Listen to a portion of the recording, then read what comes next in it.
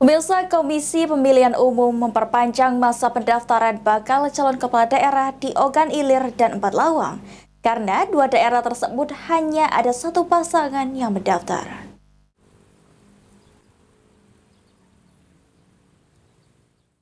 Selama tahapan pendaftaran bakal calon kepala daerah serentak yang dilakukan KPU pada tanggal 27 hingga 29 Agustus 2024, tercatat KPU Sumatera Selatan telah menerima sebanyak 46 pasangan pendaftar calon kepala daerah.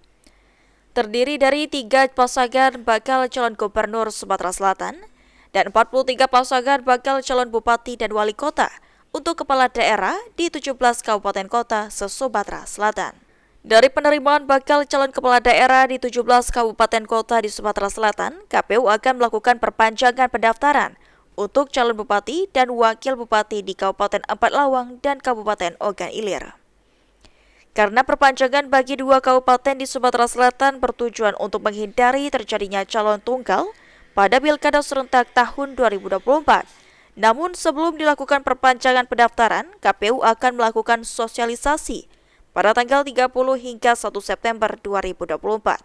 Setelah itu, masa perpanjangan pendaftaran kepala daerah akan dimulai dari tanggal 2 hingga tanggal 4 September 2024 mendatang.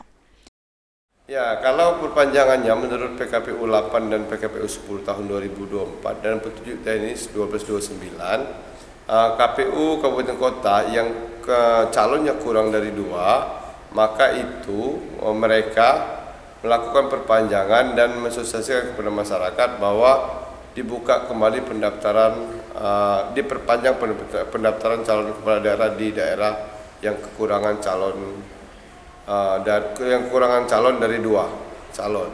Itulah bentuk KPU menghindari adanya kota kosong. Sementara itu, untuk hasil kelulusan pendaftaran peserta bakal calon kepala daerah akan diumumkan KPU pada tanggal 22 September. Eki Saputra, PAL TV.